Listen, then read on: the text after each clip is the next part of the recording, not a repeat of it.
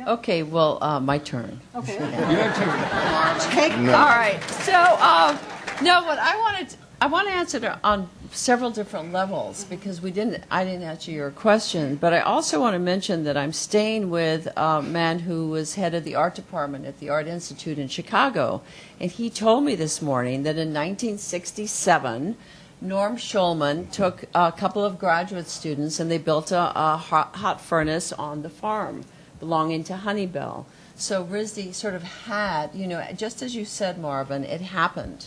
They didn't talk him into it or anything. They just built a furnace on the farm and in 67, and then that became, later the glass shop.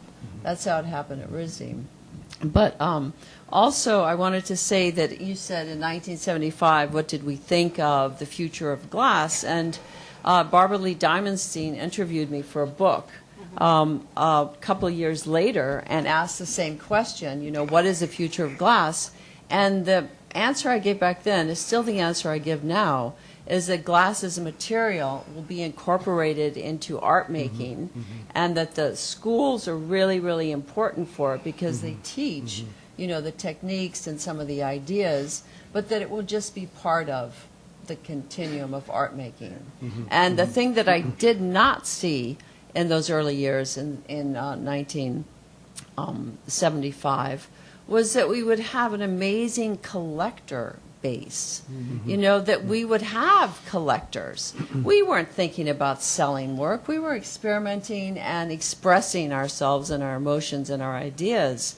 So to have this amazing collector base, all of you out there who have supported our work, allowed us to make work, supported the schools. I mean, that's what I didn't see back then, and that's the difference.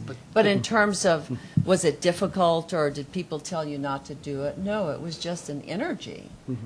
Well, I just want to be remembered for innovation. And as everyone here talked about, when we started out, we really didn't know anything. I mean, when I started slumping, I had no idea about the Hintons or the history or handkerchief glass or that slumping was something that people did. And so what I'd like to be remembered for is the innovation of mid-air slumping, of slumping things in the air because, we weren't taught that. We just invented as we went.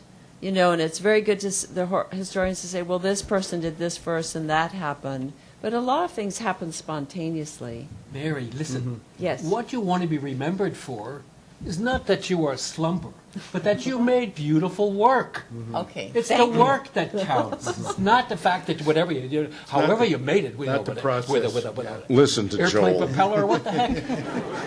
You're right. It's the work that You're counts. right. You're and that's right. what they'll look at. Yeah. They're going to say, well, how did Mary do that? She said that on this. You're right. You're totally right. Thank you. You didn't have to carve your name in a tree to be remembered. Thank you.